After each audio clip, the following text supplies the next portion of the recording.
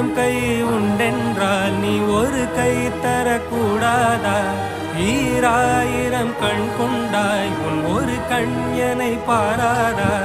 உன்னில் சரணடைந்தேன் இனி நீ கதியே. பார்த்தேனே உயிரின் வழியே, யார் கண்ணும் காணா முகமே. கல்